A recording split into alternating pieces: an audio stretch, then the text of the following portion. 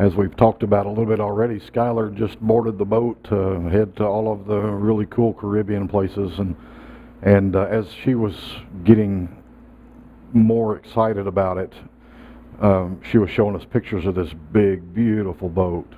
And of course, I take it to even further. I want to see the engines and everything, and it's powerful. You know, these gigantic engines, and this thing is just full of power, full of beauty. It's designed to take people on these incredible journeys. But as long as it is attached to the dock, it can't serve its purpose. Every one of us are the same way. We've got this power. We've got this service, this purpose.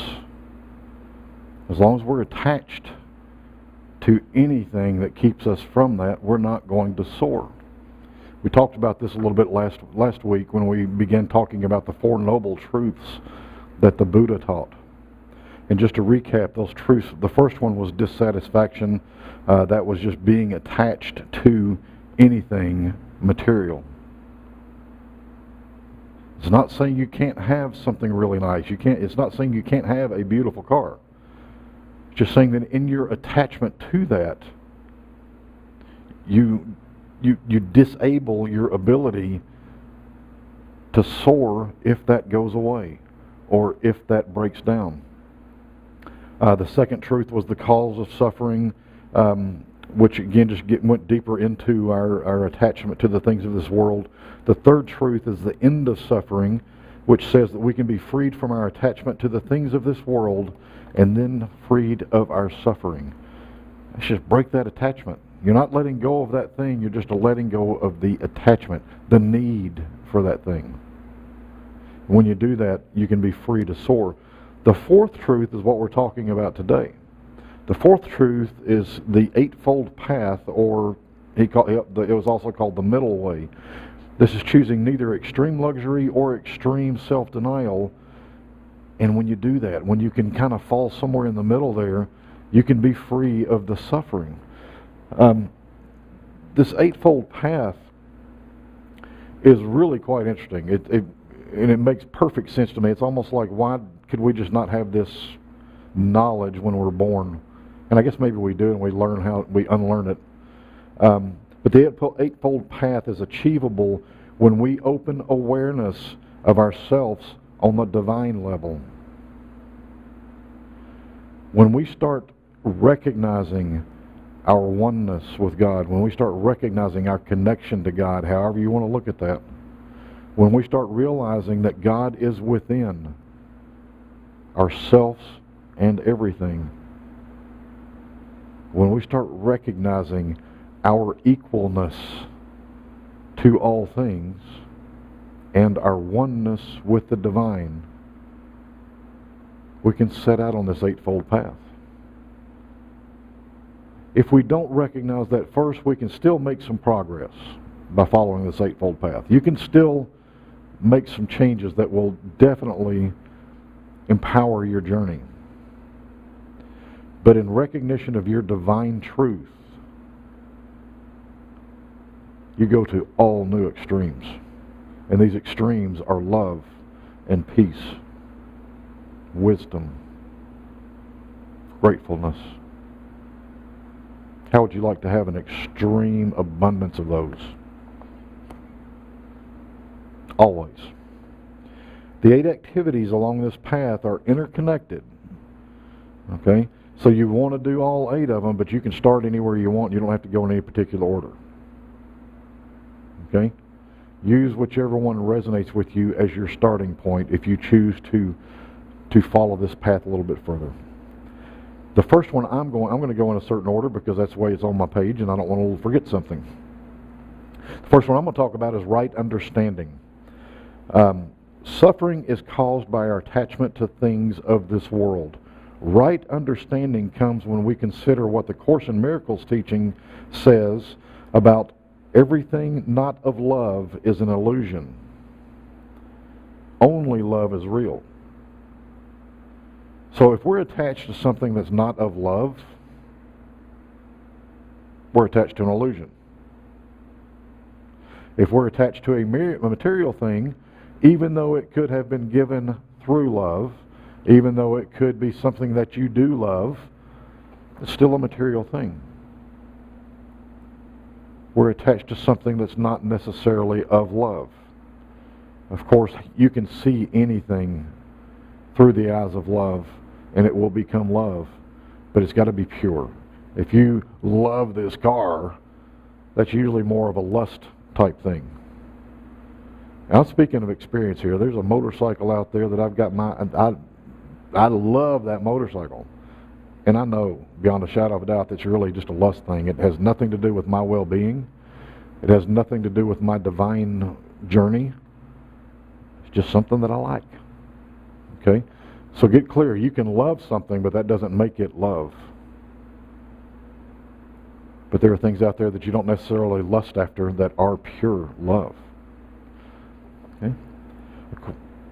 With right understanding, we perceive the world beyond the physical limitations of our eyes. And that's what that was basically what I was trying to say there.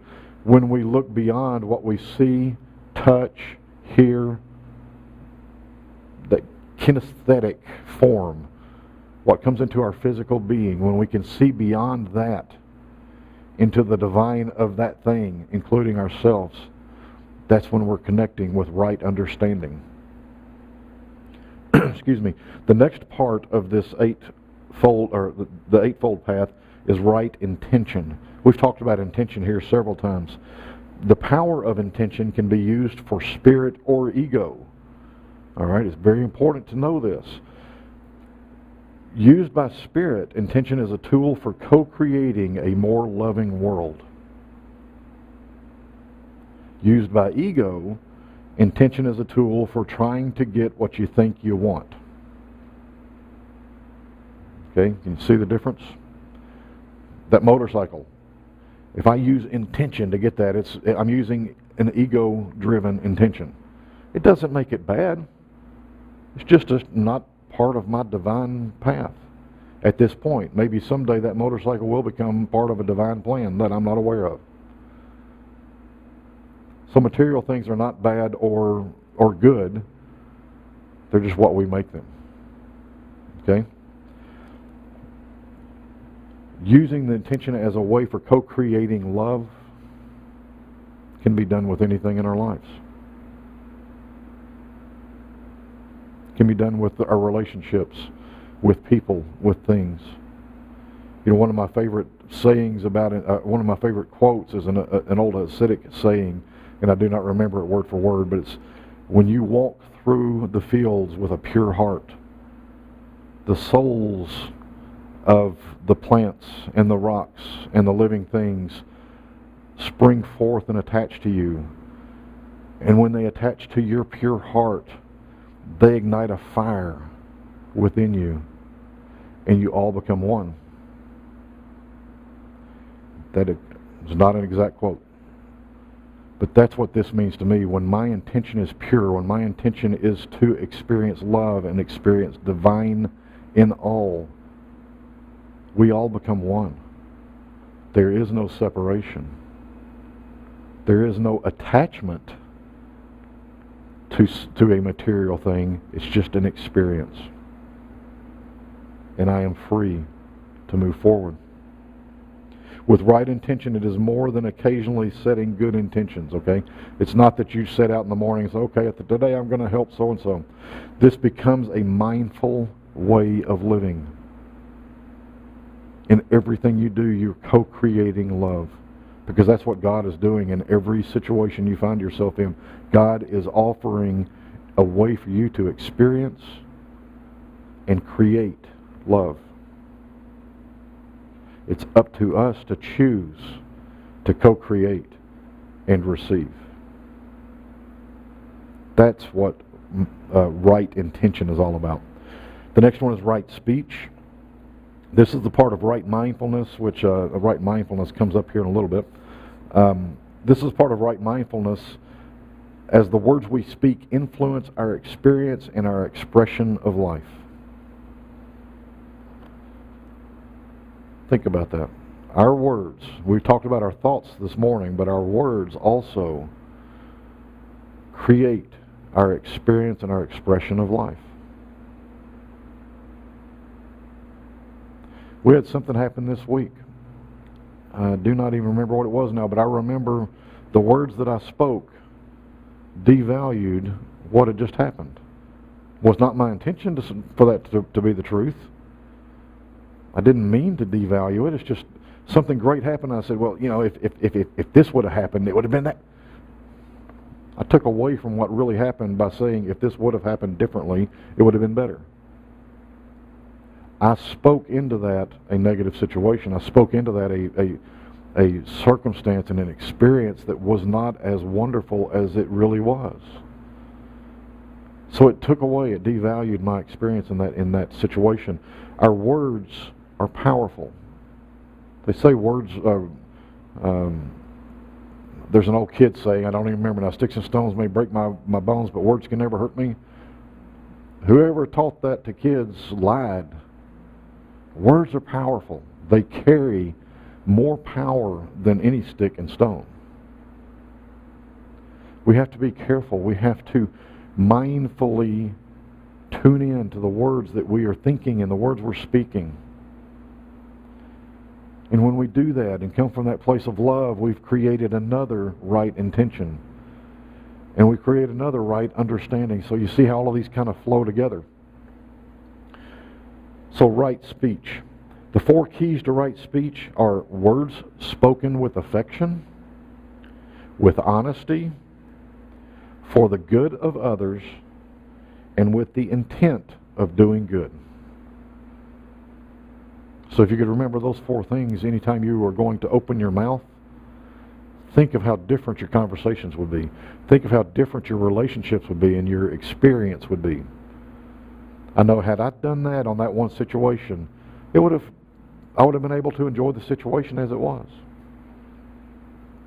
So, right speech applies to how we speak to ourselves as well. We are usually our own worst critics. Stop. It's okay to kindly critique yourself if you really do want to improve in something. And that simply means noticing an area where you might be able to improve or elevate. But you have to be sure, we have to be sure that we speak kindly to ourselves. Speak to yourself as a child. If you are trying to be a great mentor for a child and you see them doing something wrong, but they're still getting there, you don't go and just beat them up over what they're doing wrong. You encourage more of what they're doing correctly, more of what's moving forward. If you do that to yourself, how much further along can you be? So speak kindly to yourselves. Right action is the next step. This is the reminder to act in ways that are in harmony with the universe. This one's not so easy. We have all of this influence from outside of us telling us to eat this kind of food and we'll be in the cool group. Live over here and you're going to be in the cool group. Drive this kind of car, you're going to be over here. We have influences all around us that tell us we have to be a certain way, but when we're doing that, we're not always standing in harmony with the universe. Some of the greatest jobs available, according to something like LinkedIn, for instance, put you to work in companies that are not necessarily in harmony with the universe. And I'm going to use the clothing industry as an example. There are many labor camps, basically, using children or very unpaid workers, neglecting and abusing workers to get these clothes out.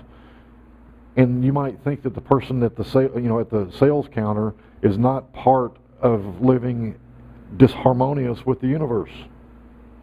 They are. Now, I'm not saying go quit your jobs. I'm not saying don't buy the clothing. If you can do that, great. Don't support them.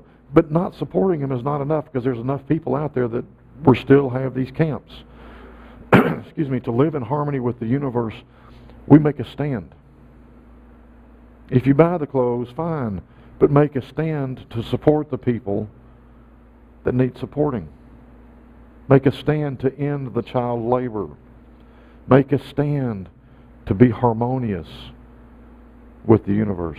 Marianne Williamson is a great example of this. Sometimes she does get a little heated, more so than I personally would, but she makes a great stand for what is in harmony with the universe in her opinion. She speaks her mind. She doesn't sugarcoat. She's not rude. She's not mean. She speaks truth. That's what being in harmony with the universe is all about.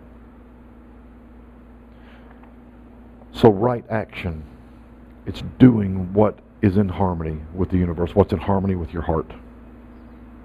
You'll know. Tune in. It's part of being mindful. Right livelihood, same thing. This gets back into the ethical choices that we make as careers that we do, that we make in anything we do during the day. Sitting around watching TV is probably not going to put you in harmony with the universe because you are designed to soar. Doesn't mean you can't watch TV. It just means don't let that be your day. Could be Billy plays in the garden a lot. That's in harmony with the universe.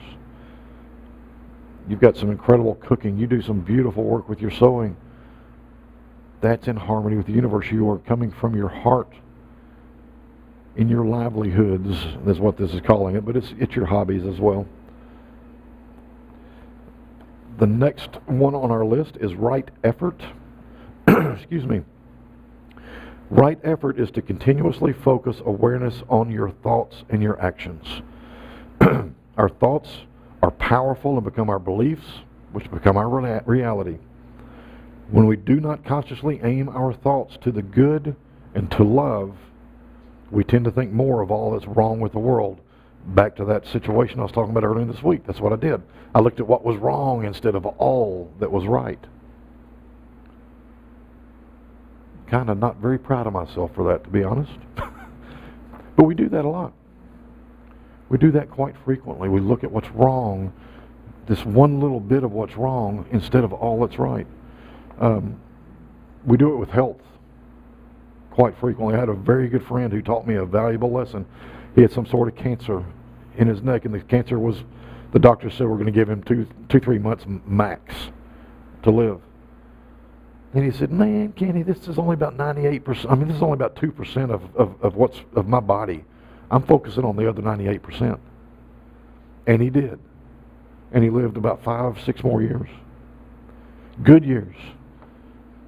The scare caused him to quit his job, and he went and started doing his hobby.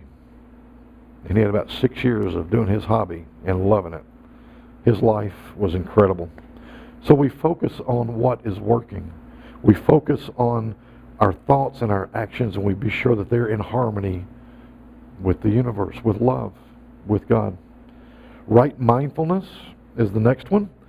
Mindfulness is very trendy right now. You've probably seen, what was it, Life magazine, I think, had a huge write-up on mindfulness. It's like the world's finally catching up with what we've been doing for a long time. But mindfulness, excuse me, mindfulness is key. It's absolutely key to every one of these. If we're not being mindful, we don't know to look at all this stuff. We talked about our thoughts this morning, about how our thoughts truly do create our reality. And when we're mindful, we know our thoughts in the moment, and we can adjust the ones that don't serve us. When we look back over our lives, it's very easy to say, oh yeah, that thought helped me get here, that thought helped me get, yep, I know. But in mindfulness, we can shift gears now. We don't have to wait till 10 years from now and look back and say, oh, that's how I got there. We can direct where we're going when we're mindful. Right concentration is the last of the 8 steps. Right concentration is the correct focus of thoughts that we have. We focus on our quiet mind to calm the chaos within. Meditation is a wonderful way to achieve this. 3-breath awareness is another way to do.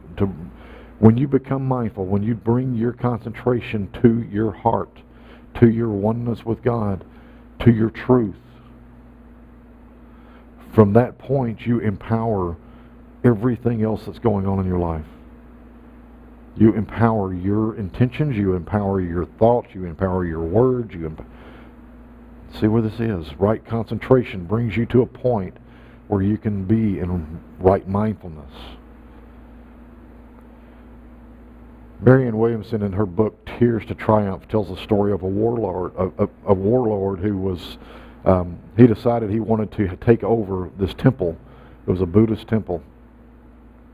And he wanted to take over it, so he sent all of his little dudes in there and said, go tell all the priests to get out that I'm taking over. And so they did, and all of them left but one. And his little minions came back and said, all of them are gone but one. He won't leave. And the warlord said, did you tell him that he would die if he didn't leave? Yes, we told him. He still doesn't want to leave. So the warlord kind of hitched up. I'll take care of this. He walks in, he pulls his sword out, and he puts it up against that Buddhist monk's throat, and he says, you do realize if you don't leave, you're going to die. I can kill you. And the monk responds, you do realize I can allow you to do that if I want. The monk had the power of concentration to know that he did have choices and he could choose any way he wanted to, and that if he stayed there, he could be allowing the warlord to do it. But by him having that power over the warlord in this story, the warlord drops his sword, falls to his knees, bows down, and realizes this is one powerful spiritual man, fully in his truth. We can do that. No matter what the situation is, we can choose to allow it, or we can choose to release it. It's up to us. And when we follow this eightfold path, even though it's Buddhist teaching, it works beautifully in any spiritual teaching. It works beautifully in life.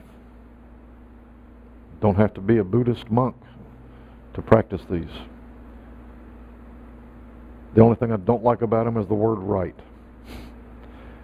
Because right and wrong, if I'm not doing something right, it says I'm doing something wrong. These things work. So if you're like me and you get hung up on the word right, just look at the other words. Understanding, intention, speech, action, livelihood, effort, mindfulness, concentration. Tune in to your heart. Become present right here, right now. In any moment, whether it's today or next week, a month from now, a year from now, do it often. The distractions of the world will try to pull your focus out there. Bring it back in. And when you bring it back in, you can follow this eightfold path. And like I said, all of them merge and mingle and play with each other. So it's not like you have to learn 8 new things. But follow that path, and you release your attachment to the world. You release your attachment to the materialism of the world. And you grasp and embrace oneness, love, peace. And you can soar. Or like Skylar's doing today, you set out to sea. Start your journey. Let's pray. Father God, we thank you so much for the truth that we just talked about here today. We thank you for our ability to come back to now, to come back to presence, to come back to love, to come back to you. And we do that by simply looking within, embracing what fills us to the limits and beyond. By embracing our truth, we radiate our truth. By embracing love within, we radiate love out into the world. And by embracing you within, we express as you out into the world. We are so grateful for this truth. Allow us to live this in each moment of each day. Guide us to live this in each moment of each day. We are grateful.